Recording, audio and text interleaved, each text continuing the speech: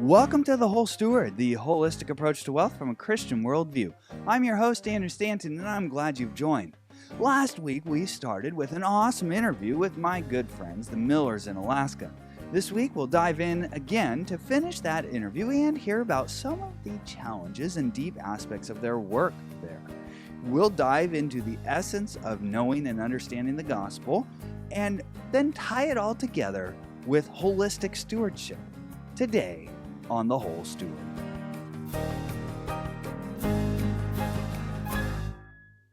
This is episode number 51, and I'm thankful for you listening.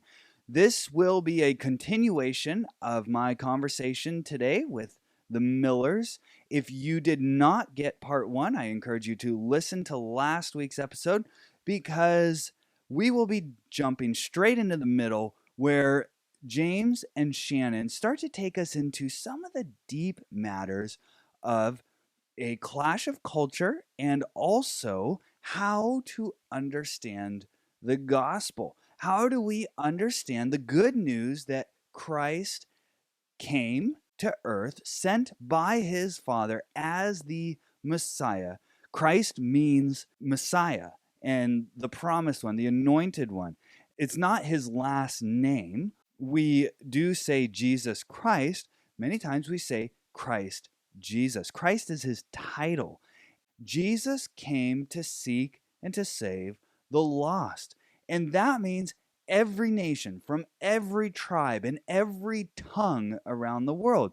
One of the things we dig into is, can you know Christ in your native tongue? Now you might say, well, of course, the answer is yes. But we'll see, not everybody necessarily has thought that way. So without further ado, let's hear the rest of the conversation. Of course, we'll be tying it all together at the end with holistic stewardship, and you might be surprised at what you find out about the Miller's perspective on the holistic approach to wealth from a Christian worldview. That'll be next on The Whole Steward.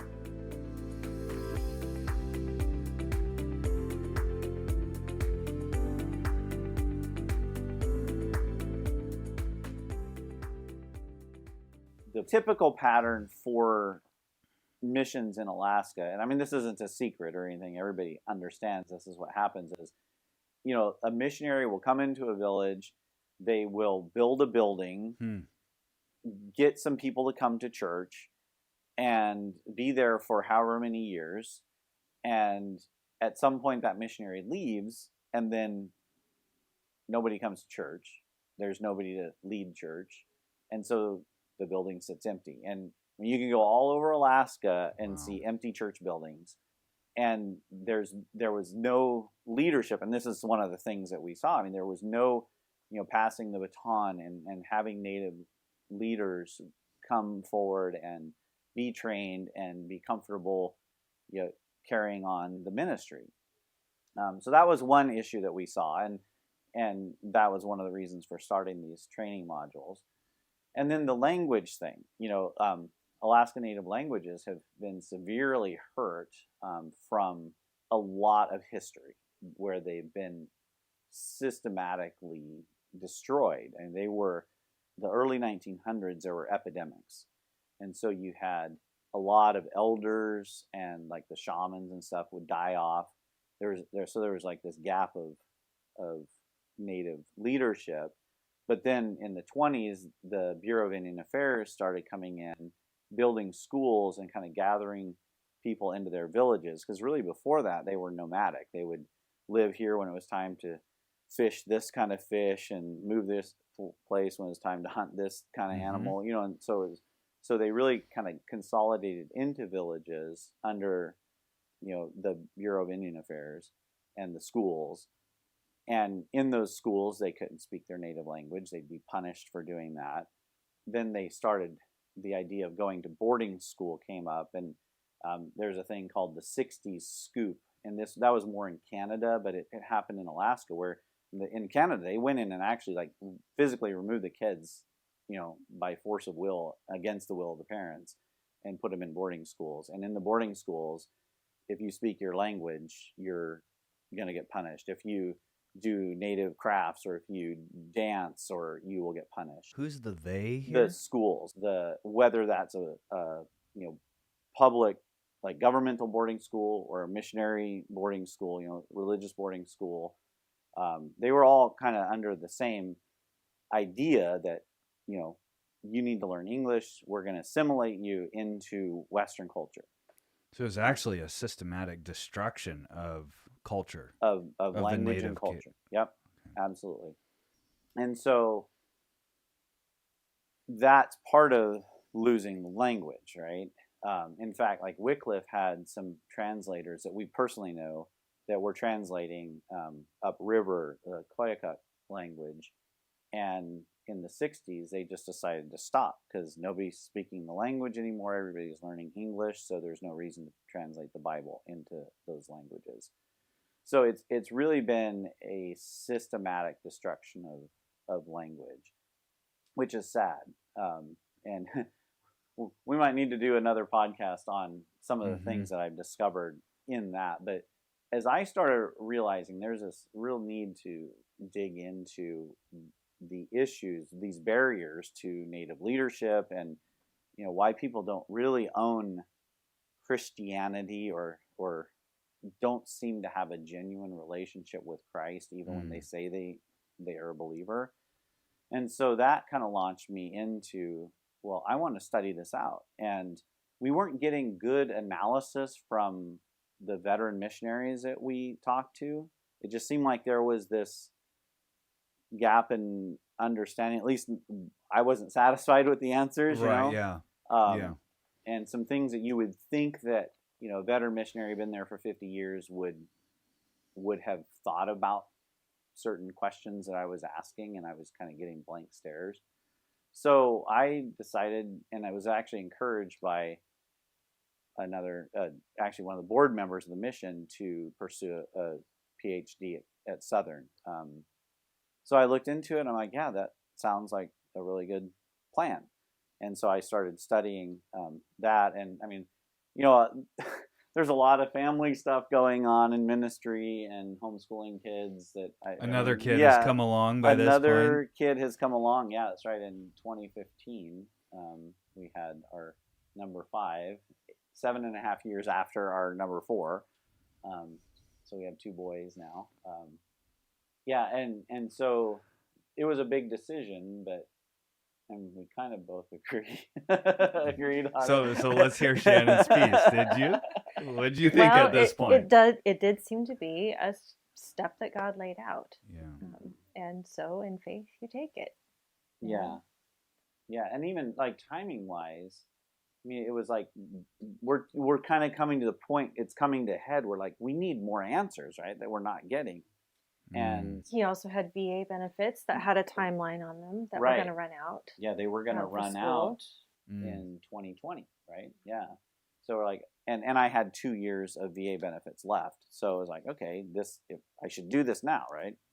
So so 2018 I enrolled in the PhD program at Southern, and I started doing history of Christian missions, and so I'm going to study history of Native missions. And we've talked about this on the side that I don't know if we'll be able to get into, but I went to to do a study on John Eliot, who was like the apostle to the Indians, a Puritan missionary, thinking great, good theology and all that, and we'll find out how he did it. And I started studying him and came to find out he actually did a lot of horrible things. In terms of like culture destruction, basically. Right. Yeah. I mean, he was like, we will not give them the benefits of Christ, meaning like baptism, communion, church membership, until they move into these towns, build houses, plant a garden, put a fence around the garden, build a church building, become civilized before we will allow them into the church. The reason he gave is because, well, these are nomads, and if for some reason they came under church discipline, they would just split. That's obviously not Puritan, English, but Yeah, they'll leave, and so they won't even be subject to the church. So we need to civilize them. And so and you were like, "Oh, I agree with this totally." Right? Yeah. As you dug deeper, yeah, you're basically now studying for the PhD, or you're this for your dissertation? No, so in a PhD program, you have 2 years of coursework that you're doing. So I'm taking a class on history of Christian missions. Okay. So I'm doing a paper on, you get to choose what you want to write on. So, yeah, and I actually had thought that might be a dissertation topic. Okay. But as I got going, I actually was able to do a study at the University of Alaska Fairbanks. I took a course called Native Ways of Knowing. I also took Introduction to Athabascan Linguistics, because Grayling is an Athabascan. They also call themselves Indians, Athabascan Indians. And so I wanted to learn the language, and that was part of my PhD also. And all the while, you're still flying out to Grayling on a regular basis. Yeah, yeah. While still building your house in the spare time, in the summers, I guess. Yeah, And starting all of this and study. doing the training modules. Yeah. Yeah. And so I took that Native Ways of Knowing class, and I had been introduced to a book by Drew Johnson called Scriptures Knowing, which was kind of a short version follow-on to his larger book Biblical Knowing.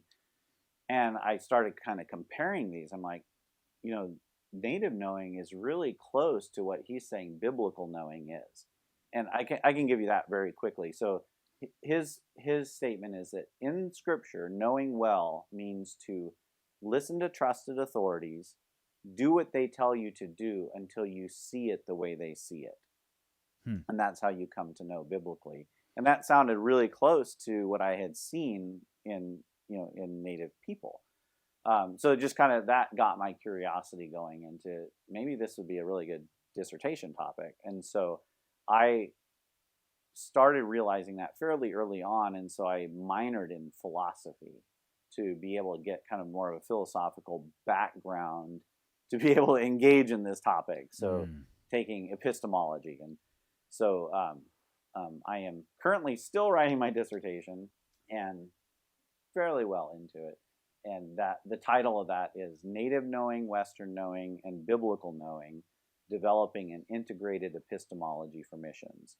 So the idea is to take Native Knowing, what I know of Native Knowing, and comparing it to Biblical Knowing, and with those two answering some of the issues that missiologists have identified in Western epistemology and how it's negatively impacted missions. And so saying, hey, if we take Biblical Knowing and Native Knowing and their systems being so similar, develop a model from that people can then use to understand when I go out to teach and talk to Native people, what's happening in the process of knowing and how do I need to adapt my Western ways to their ways and still be biblical about it. Mm-hmm.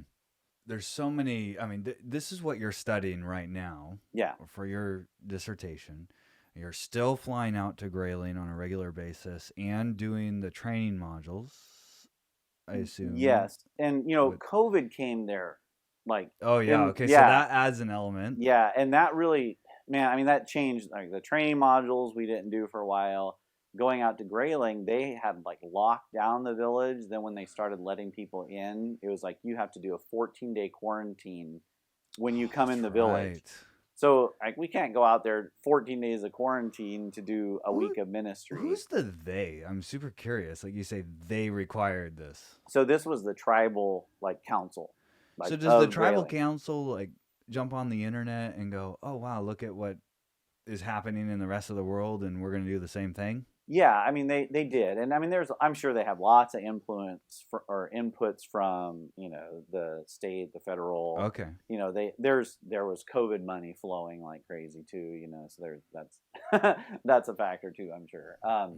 But yeah, so yeah, it was just that was a really hard time to just. But I was doing my PhD too, so it gave me some time to do my coursework and write some papers and things like that. And all your courses were remote.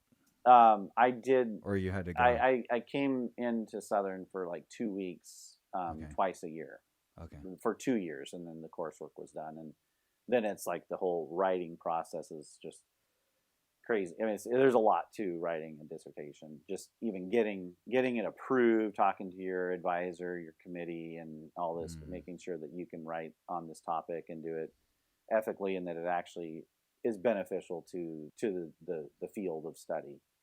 And also, in the meanwhile, I should say too, I had taken this interest in native language, so their language is called Holokachuk, and theirs is their language for their village. They're the only village that speaks it. And so I started working with the tribe on like digging into archives and starting to think, how could we encourage, using the language again, and getting classes in the school.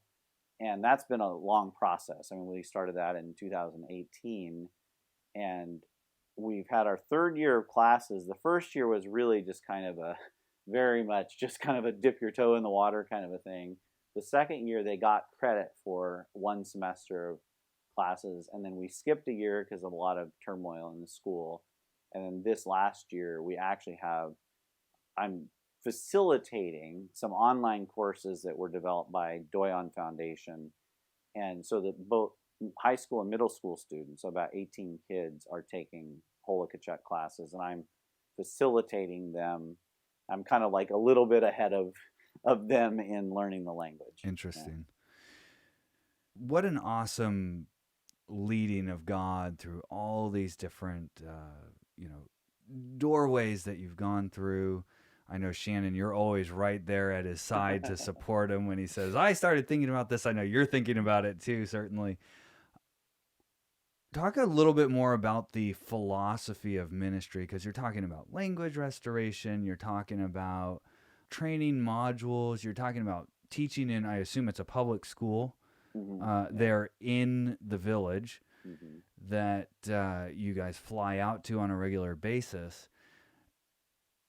Most people, when they think of missions, they're going to think, oh, you're either church planting or going out and like serving in the church. So talk about your philosophy of ministry and why it's so involved in these other things. Yeah, because you're right. I mean, people think, are these even really legitimate ministries? And, as we think about, going back to realizing, hey, there's no native leadership and there's not much ownership of the church, right? Of the ministry. And like I said, a lot of people say they're Christians, but they're drunkards, they're fornicators, it's just, there seems to be no impact of the gospel on their life. And so the question of why is that, right? What is the barrier to people living out what they say is their faith? And, it's easy to go in there and just say, well, we just need to teach them the Bible more. Not even asking, well, what does it mean to teach? Right? Because for us, Westerners, we learn in a different way. We like linear thinking, linear logic. We like, well thought out arguments, logical arguments, and everything is about facts and proving facts.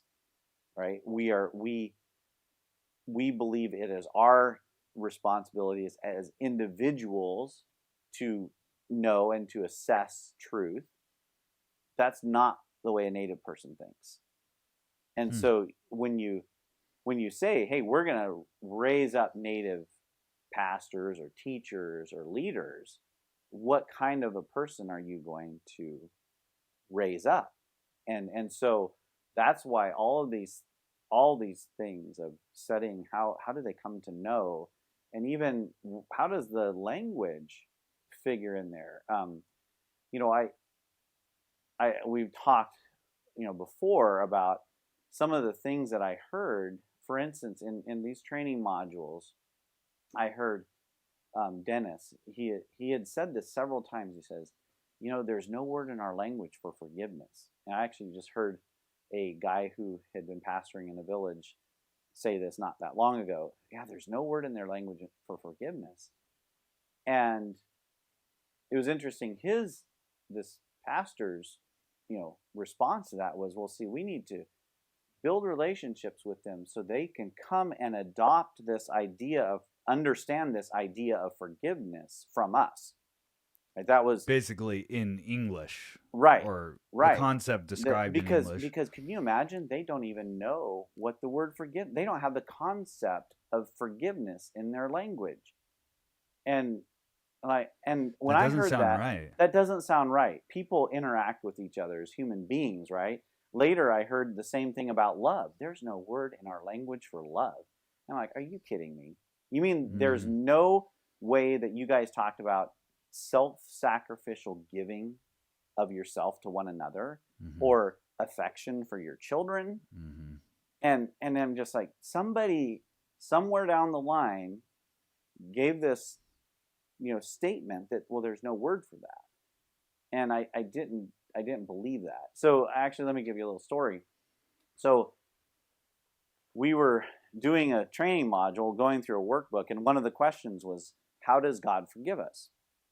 And Dennis was there, and the other guys, and they're like, they gave good answers, completely, as far as the east is from the west. He buries our sins in the depths of the sea. And I'm like, yeah, good standard answers, right? And I don't know if it's Holy Spirit or whatever. I'm like, Dennis, I'm not sure that that's the right question. How does God forgive you?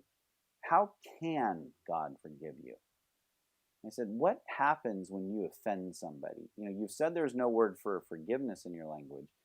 What do you do when you offend somebody? How do you make that right? He's like, well, I don't know the native word for it, but it's the idea of potlatch, where I offend somebody and I might give them a rifle, and now we're even. And he says, if it's a really big offense, the whole family might gather resources together to give that person enough to make up for that offense.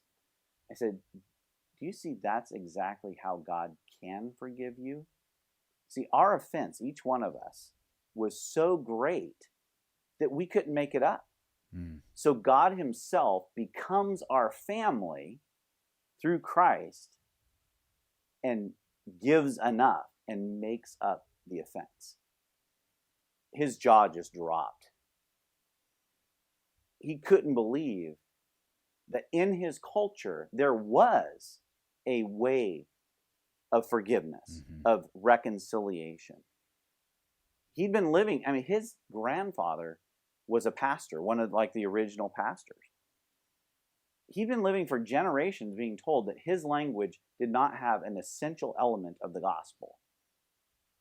But it did. It was just, for whatever reason, it wasn't, maybe the people weren't thinking theologically well, or they didn't know the language, or whatever, but they had been satisfied with, oh, well, we'll just tell you what forgiveness is, and you have to learn it in English. And I'm convinced that's the same thing with love, too, because I know there are native words for love, which they'll say, oh, you can't understand it in English, because it is a self-sacrificing giving, of yourself, and there's no word for it in English. And so that's another, I haven't pursued that one yet. Yeah. It comes back to, everyone on earth being made in the image of God. And you can trace all the way back to, say, the Tower of Babel, where God confused the languages, as they were trying to build a tower to God, basically. And he said no, and he confused the languages. And so now you see all these different languages, but they're still, as you have said in the past, image bearers. Right. Image bearers of God. And that doesn't mean we're gods. It means we're made with value, and concepts that we need to understand between us and God, right? And you're talking about some of these. Right. And of course, there's got to be that concept in human interaction, because we're image bearers, right? Right. Yeah. And Paul says when the Gentiles not having the law do the things contained in the law. They demonstrate the law of God written on the heart, right? So there's this conscience in everyone that we know who God is. We know right from wrong. And so, yeah, these ideas of love and forgiveness and bitterness on the other side of things, right? Anger, they understand this is right and wrong. You were talking about Babel. Paul, when he's on Mars Hill in the Areopagus, this famous speech, and it actually has come up a lot in recent discussions about race and so forth, where he says, hey, God he's not far from us. He's created everybody out of one blood, right? He's made every man. And in a lot of evangelical discussions, we've stopped there. But he says, and he has caused them to dwell on all the face of the earth. And that really is a reference to Babel, right? When he scattered them, because it says then he scattered them, he set up their boundaries and their habitations, I think, depending on what translation you're using. Mm-hmm. But God is the one that set up the borders, right, of all these different people groups. And he says, in hope that they might, or so that they might seek after God and perhaps grope for him. So in the Tower of Babel, when you think about it, it was really a gracious act of God, because instead of being united and trying to all be united and make their own way to God, now they were splintered and they were shown that they needed to depend on God. But I believe that in that division of the language, God embedded in every language the ability to seek after him. And I know there's a lot of well, do men seek after God? There's none that seek after God. And actually there's an interesting grammatical structure there that it says, and perhaps grope for him. Right. It's actually like the lowest level of contingency. Like there's sometimes in the Greek where you do, if you've been raised with Christ, and you have, right, seek those things above. So there's contingency, but it actually is true. It's almost like a sense it's true. Yeah, it's true. Yeah, it gets translated. Well, this is kind of a rare Greek construct, but it's actually if, perhaps they might grope for him and they won't. Right? Interesting. Yeah, so it's interesting. Yeah, but that's a side note. But I believe still God embedded the ability to seek after God in every language. Yeah. And that's going to look a lot different, because a lot of languages, it's not just translate the English language into this. Thoughts and ideas and structures and how words relate to each other are completely different in a lot of languages. So now, Shannon, what are you doing to help with this effort? You and the kids, I think, are working on, is it coursework? What are you doing? Well, backing up to, so what do we do? Are we church planners? No, but we are, the point of what we do is to help people know God. That's the call of our life, and that's what we are calling others to. So for every Christian. Right. So how do we know God? How do we help others know God? As the years have gone on, from our years of spending a week out in Grayling for years on end now, when we first went out there, the mean age of the kids in the village was Jared's age. He was 8 years old when we started going out. And those kids kind of grew up coming over to our house, the safe spot after school, hanging out, eating meals, baking cookies. And they have now entered high school. COVID happened, like we mentioned, but just after COVID, they started coming into the age where they were entering high school. And in Nenana, which is 75 miles away from our home, there is a living center where kids can come in from the village and live and then attend the local high school. So slowly the kids from Grayling have started trickling in to the boarding school. And each year that number has increased. And James had mentioned that the Fairbanks Native Bible Church has a youth group on Friday evenings. So what we've been doing is going down on Fridays and scooping up the kids there and taking them to youth group, keeping them for the weekend, going to church on Sunday, which actually makes for a long, full day. We have the church that we attend in the morning, and the Native church is actually in the afternoon to better conform to their cultural lifestyle. It's Okay. at 1:30, and then take them back down. So that each weekend kind of flexes and looks a little bit different depending on the tolerance and of what everyone can stretch into. But this year we have 7 kids from Grayling and the surrounding villages in Nenana. So each weekend there's a varying number of not kiddos, teens, Teens, Yeah. teens in our Yeah. house, and it's been really sweet because as our kids have aged out and left the home, they've left some empty beds in our home. So we have Oh. two girls' beds, and we've been able to put cots in the basement for the guys, and so that's another aspect that our family has carried on, ministering to the teens while they're away from home, giving them a home away from home and loving on them, going to their concerts, going if they're in wrestling or basketball or whatever's going on. And we've also had the opportunity we were recently introduced to biblical trauma healing. And as we've developed relationships and just been immersed in Native life, the amount of true trauma, true separation from those you love, being wounded by those you love, domestic violence, sudden death, suicide.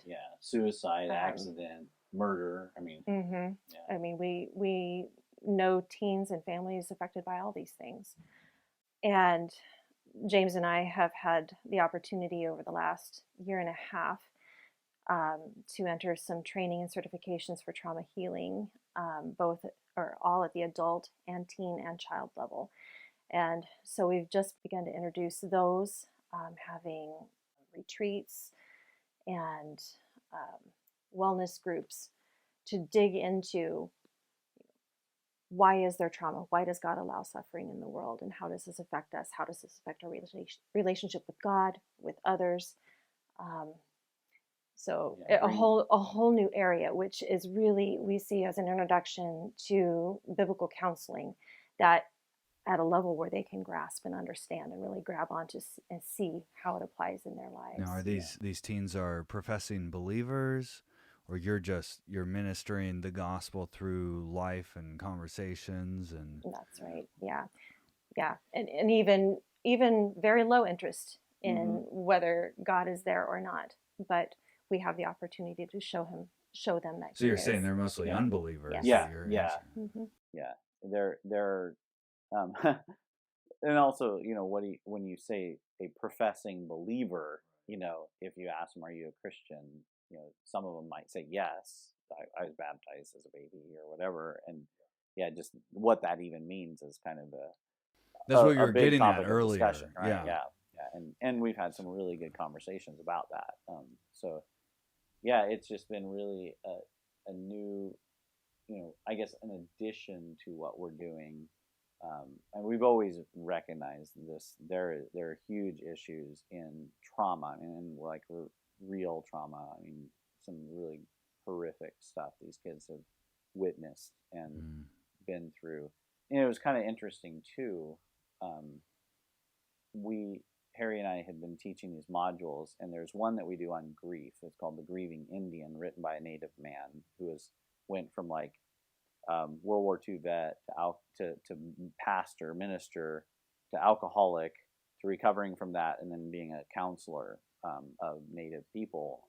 And he wrote this book, and then there's a workbook that we've worked through. And we had done it once before, and then one of the men in our group, within a year, he had his mother die and his son die. And so he asked us to do that again. And we realized, man, this is really a needed area, because there's unresolved grief. I mean, just so much. Most people die around the age of 40 or younger in the Native community.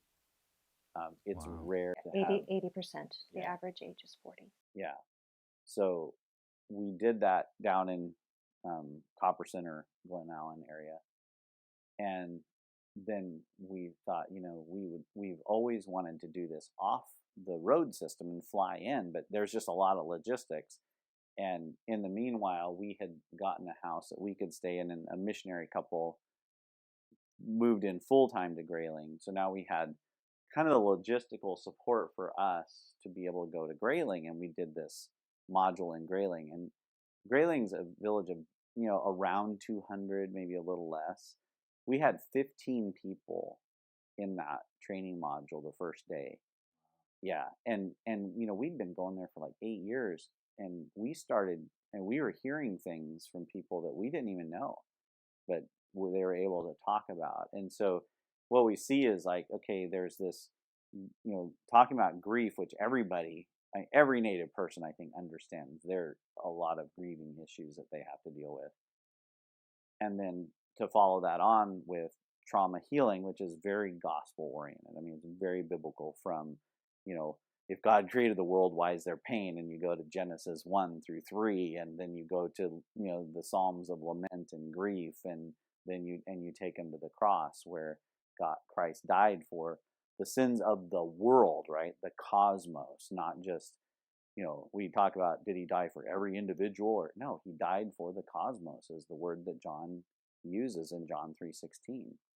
He loved the cosmos, right?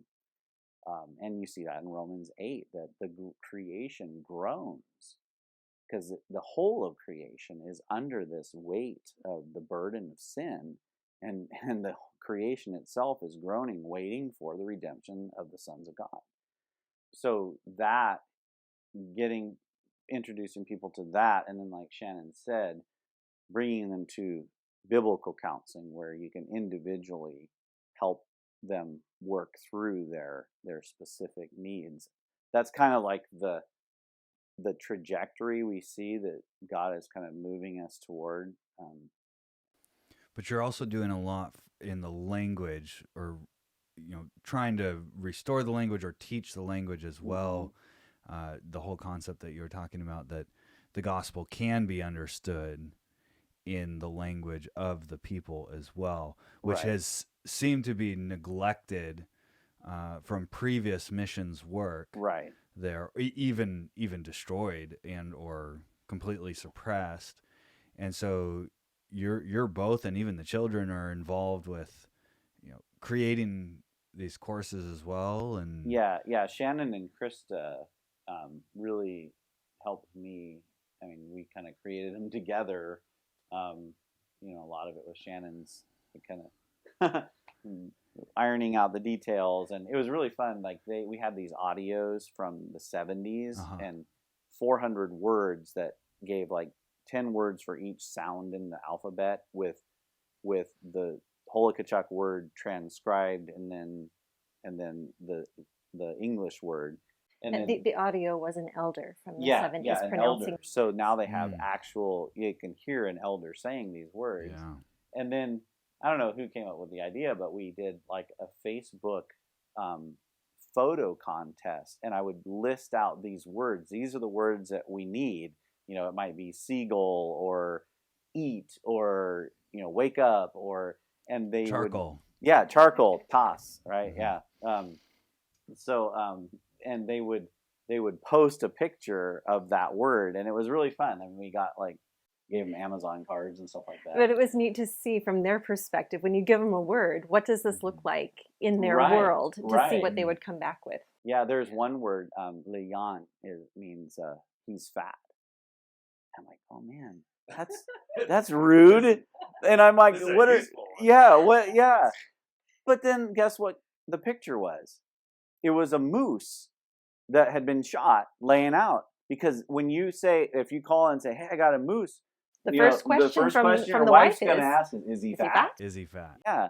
So it's actually good. Yeah. It's valuable. Yeah. It's their food. Right. Yeah. So just those kind of things were really fun to see how they thought. And so, I am not under the delusion that they're going to, become fluent in the language and it's going to be their, first language again or anything. But the way I look at it is, if they've been told for generations that your language is not good enough to talk about the gospel, I want them to hear from a Christian, from a missionary, to say, your language is valuable and it does have things to teach us. and good ways of thinking about things. One illustration I've given often is the idea of a hand. You would never say a hand because that hand has to belong to somebody, right? Mm-hmm. So you would have to put a prefix on it. Like my hand would be Silah, Silah. Your hand would be Nilah, and her hand would be Milah. Mm. And you would never say law, right? You would always have to say whose it is because it makes sense, right? And so there's a lot of like relational language that you start realizing because relationships are huge in Native culture, and it even comes right from the language. And which is interesting too, Navajo is an Athabascan language, and theirs is very similar. Oh, Yeah. okay. I didn't know that. Yeah. So tie it all together for us. I know there's some topics here that we've talked offline that I would love to explore maybe at a later date. But tie it all together from, on the whole Steward, we talk about the 9 forms of capital, and we were talking offline about how you have shifted or come to realize the amount of training that you've had in so many different areas, from the pastoral training to the military flying, for the Marines, to the LAPD Academy, and then now the PhD that you're pursuing. You have all these things. You can't say yes to everything, and I often say, on the show, for everything you say yes to, you're saying no to everything else. So tie it together with the things that you're kind of saying no to for the more important things that you were describing earlier that you're saying yes to. Yeah. And actually, by the way, we listen to your podcast when we're flying in the airplane out to That's Grayling. awesome. So yeah, The boys always make sure. Did you download some episodes for us? You can listen even if you're flying. Yeah, It that's doesn't right. even have to be driving. Flying over the wilderness with nothing else in sight. That's right. You have to pre-download them though. Right. Yeah, you do. But and so those 9 forms of capital are really helpful, and I hadn't thought about it in those defined terms, but yeah, along the way you're realizing, like, there was some time I really was thinking about finances, and we did the flips on the house, and and I still, you want to be a good steward of finances, but at some point you have to realize that can't be my focus. I mean, I remember one year I was like really into like stocks and free trade, like, what do they call it? I can't even remember, but trading online. Day trading, yeah. And I was really into gold, looking at gold stocks and things like that. And man, when she did taxes that year, I was like, that's enough. No, we're not doing this anymore. Wow. But so you weren't just looking into it; you were doing it. I was if she's doing it. her Yes, taxes, right. okay. Yeah, I was actually day trading, and but it was just like, that's not our focus. Even I did the mechanics course, right? But as I looked at that, I'm like, that's not really my passion or gifting. And I remember one time being out on the ramp doing some mechanicking, and I'm like, there are 50 guys out here that could do this job. Right. Why am I doing it? Mm-hmm. Because, I mean, not only is it not my passion, but there are people that could do it a lot better than I can. They've got more experience, and really God has given me, the intellectual capital or the cultural capital to, teach Holy Kachuk. There's no one else on the world that's teaching Holy Kachuk in Grayling right now. That's me, right? Right. Same thing. There's nobody else writing my dissertation, and even looking at integrating native epistemology and biblical epistemology. So those are things that, like, God has put on me individually, that it's like nobody else is going to do that. So it seems like those are things that I have to do, that I need to focus time on. Somebody else can change an alternator. Right. Yep. Somebody else, and which I did, just change spark plugs. So I do some mechanicking, but it's like when I have to. Otherwise, it's like, I've got a mechanic that works on it. But even, and then these relationships, right? Nobody else has that relationship with those kids that we do. And so that has to be something that we maximize on.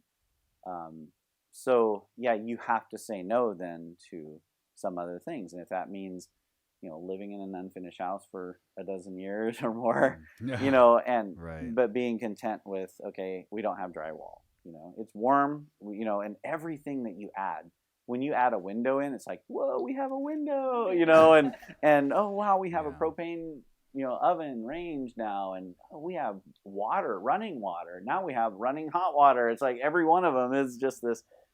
I'm getting off topic, but you just have to say, okay, we're going to be content here and not be able to put that much time and effort into some things. And even the house, I've been doing this PhD, and there, I could have probably been further along on the house. You just have to decide what's important. What's God putting in front of you that really you see your gifts and abilities can really make an impact there, and maybe not so much over here. Yeah, and anything that you want to invest in, any form of capital that you invest in, takes time to do it. And we all have the same 24 hours in a day. Sometimes I think the Millers must have 25 hours in a day. I don't know how they do it, but it certainly sometimes it's very difficult decisions that have to be made. Other times it's easy. And it's just been a real treat and blessing to hear God's leading in your lives. And, of course, I've appreciated the friendship over the years. And I think what you're studying right now, James, for your dissertation would be super interesting to get into at a later date. You got to finish it first. So you got to find time. You got to stop talking on this podcast and finish it. But how can people find out more about what you're doing? Like, where can they go? Yeah, so we do have a website, millersinalaska.org, and that's our website. We have however many years of prayer letters they could read on. They're all archived there, some videos, and then they can also contact us through that if they wanted to get on our prayer letter list, get emails regularly. There is a button there for partner now if you're interested in being a financial or prayer partner. So yeah. Very good. Well, it's been a pleasure. Super neat to just hear all the doors that you've stepped through in faith and the hard work that you're doing. We genuinely appreciate it. We have no idea what it's like to be in the even just the weather conditions, let alone the relational challenges of the people that you're serving up there. So we thank you for that, and you're in our prayers. Thank you, Andrew. It's been an honor to be part of what you're doing too. Thank you. Yeah, thank you.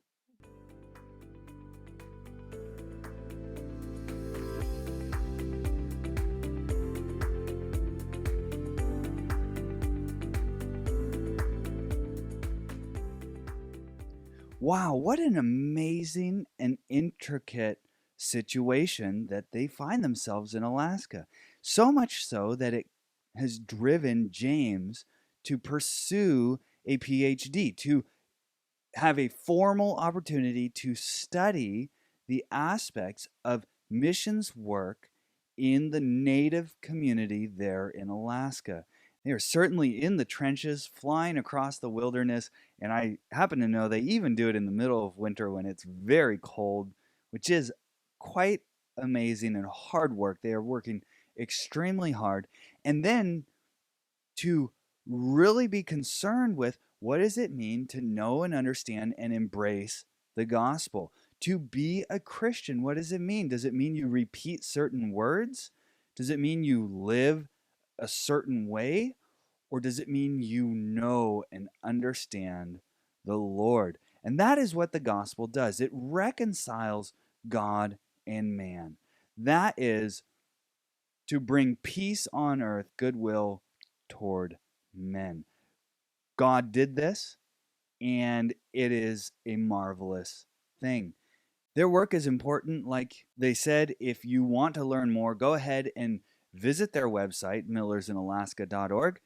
And I just want to point out that it was really neat to hear how they listened to the podcast, and it's helped even think through their priorities. There's only 24 hours in a day. We've talked about this many times. And we have a certain amount of things that God has given us to do.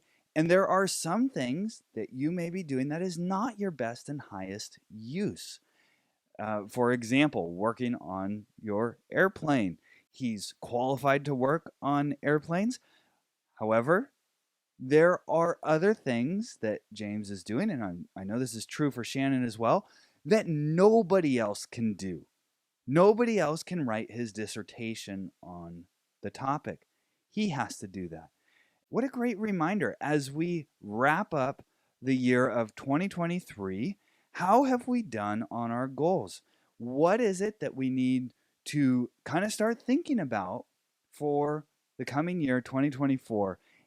How can we best glorify God in our stewardship in every area of life? Don't neglect any area. Even the mission that they're working on is not possible without having all 9 forms of capital taken care of. If you're a train wreck in any one of these, it's going to be very imbalanced and likely unsuccessful. Let's say you're really good at money management, but you're an absolute train wreck in your family. That's a problem. Or the other way around. Maybe you're great with your family, but you're a train wreck financially. Get the right amount before the Lord, and what we do as stewards, we need to think about, am I allotting the proper amount of attention and care to each area, to the spiritual capital, the physical capital, the intellectual capital, the experiential capital, the social capital, the cultural capital, the material, the financial, and the time. All 9 forms of capital are vitally important, and sometimes we need to refocus a little bit. Thank you so much to the Millers for coming on.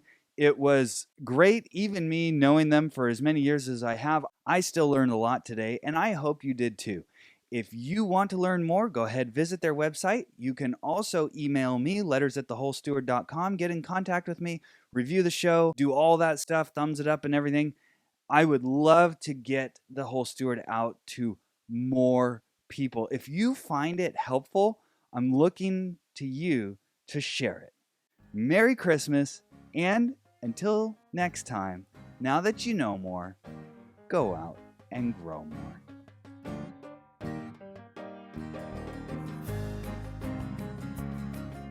All content on The Whole Steward is for informational purposes only and must not be considered personal, professional, tax, or legal advice. Please consult an appropriate professional for individualized advice. Though we do our best to bring you reliable information, we make no guarantee on its accuracy, so you must rely on your own due diligence to draw your own conclusions. The views expressed by guests on the show are their own and may not represent that of the host. Please visit our website for complete terms and conditions.